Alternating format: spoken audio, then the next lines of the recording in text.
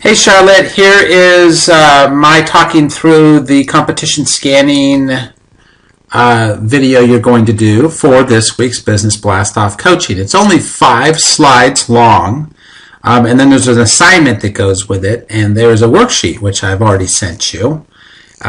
So I think this will be about 10 minutes of video is all, just to explain the concept, why we're doing it, and to give the assignment, okay? So let's talk about competition scanning. Now, competition scanning is important because it will help you position your product in the marketplace in such a way that it will appeal to people. So to understand what that means, you have to understand the mentality of purchasing and how people buy or how people make buying decisions. There's really 3 basic ways. Some people just buy on impulse. They see something, they have to have it, they love it, they don't care what it costs, they don't care if somebody makes a better one. They see it, they want it, they buy it. Those aren't really rational decisions. Sometimes they end up being things, are decisions that people regret. Some people buy on relationships. Think Girl Scout cookies. You know, you walk outside the store, you can buy cookies, 19 different types of cookies in the store, but you walk out and you see the Girl Scouts and you go, okay, give me some cookies, even though they may not be as good as the cookies that are cheaper in the store. People buy big items. They buy cars based on the fact that their uncle works at a car dealership. So that's the second reason why people buy, based on relationships. But most often people buy based on intelligent decision-making process. They buy based on their perception, their cognition, their beliefs, social influences. But more importantly, they buy based on an information search, identifying different options, and then weighing the pros and cons of the different products. That's really prevalent today because it's so easy to research competitors and products and services. In fact, there are sites out there that do that for you. You know, if you want a car, there are 50 different internet services or internet websites that can compare different models across different features. There are lots of ways to do research. So we have to presume that for our people, for people buying the products and services of our coaching clients, that there's going to be perfect information, that people are going to do the research, especially if it's something like social media services. You know, people are going to research before they buy. They're not just going to buy based on a relationship or based on an impulse. So what we want to do is we want to build a winning strategy. What I mean is a winning business strategy. How we get the right product or service into the marketplace, positioned against the competition in such a way that is appealing, and emphasize the strengths of your product versus your competition, and basically help your consumer become informed. So we're going to do this in 2 pieces. First is this week. It's called the competition scan. And then based on what we find in this competition scan, we're going to take that information and use it to position your product in the market. All right?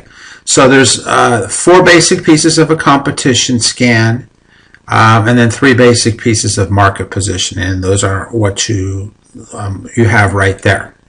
So for a competition scan, obviously you need to know who your competitors are. And a lot of times it takes market research to do that. You may know them, you may not know them, but you can certainly find them out by going online. Your purchasing public, they may not know who your competitors are, but they can easily find out who the major players in the space are.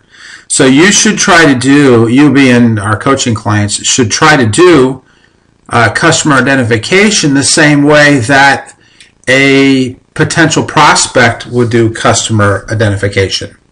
You know, what are you trying to buy, and what are the places you'd go and research to find that out, and that's where you'll find your competitors. Once you have your competitors, you'll gather data, and then with this data, you'll do a comparison across several key factors. Now, I know this sounds like a bunch of mumbo jumbo right now, but to make a picture worth 1,000 words, I've built this competition scan matrix. And I think if you really just understand how this is laid out and how it's built, you can understand how we can use it to compare different competitors to each other. All right. So here's one I built for me, and the top 3 competitors identified through doing my market research. Of course, and I came up with 6 different factors and 3 kind of information pieces. So there's 9 total pieces of information for 3 competitors. First one is the competitor name. I'm also going to put the key URLs in there. That can be websites, that can be social media sites. Those should be all of the links to the different places that I gathered information on these competitors.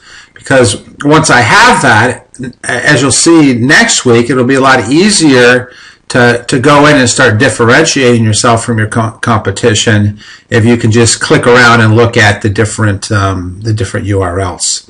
Location, this is probably not so important for virtual or internet-based companies.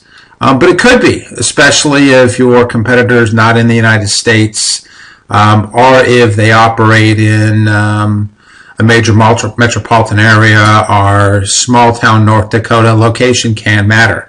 Company size, obviously. Is it a one-man shop? Is it a gigantic company? That'll certainly help you. The way you market and sell against a company is definitely determined based on company size. Then you want to list all of you and your competitors' products, all of you and your competitors' services, your pricing, and all the pricing information you can gather on your competitors, and then what your competitors' strengths and weaknesses are. Okay, so these are the factors I thought were important, and when I put this matrix together, I was thinking of social media companies. But our coaching clients list on the left-hand side can be the top 5 to 7 factors that they think are critical for helping their ideal client pick which service to our product to buy between them and their competitors. So this is a nice tie back into your ideal client exercise, which was the second thing we did after time management. So put your ideal client in your brain. Now try to get inside of their heads and try to ask yourself, what things would they be interested in comparing to help make a purchasing decision for the products and services that you're offering. So I listed some at the bottom that could also be included. Reputation, time in business, affiliations, images, packaging, promotional materials, quality of service, quality of personnel, what market niches they serve. So you can't compare, or it's not practical to compare competitors on all of these, but try to pick the top 5 or 7 and build this matrix. Okay, so once you have the matrix built, then you can go through the data gathering process to fill it in. So here's the assignment for next week. We want each of our coaching clients to identify their top 3 competitors. They can either know who they are, or they'll have to do some research to figure out who they are, or they can list every competitor they can think of or find, and then go through a process of trying to determine which the top 3 competitors are. But 3 is really about it, because most consumers won't compare more than the top 3 or 4 different players in the space. Then identify the top 5 to 7 factors that influence your ideal customer's purchasing decision. I had several back here, and then a list of several more at the bottom. This is probably most everything anybody's going to need. They might have something that's specific to their field, though. Then build your competition scan matrix using the Excel spreadsheet template provided, and then fill in the matrix based on your research. Now, the final point is, this is a bit of a leap of faith. This is probably going to take you 2 or 3 hours, and you may not see exactly how this leads to where we're heading next, which is market positioning, but I promise you it does. This is simply going through, in a very formal, structured kind of way, the same process that consumers go through to make a buying decision. So if we can get in the head of the buying decision the process that the customers or prospects are going through, then we can kind of game the system. We can build a product and a service that's going to appeal to them based on the strengths of our product and points out the weaknesses of the competition. So doing all this, you are going to hopefully dominate the market because you're better positioned. So that's it. I know I used a bunch of business legalese stuff, but just take this and put into your own words. As long as you understand the basic concept, you're going to be just fine. Okay? And then call me if you have any questions.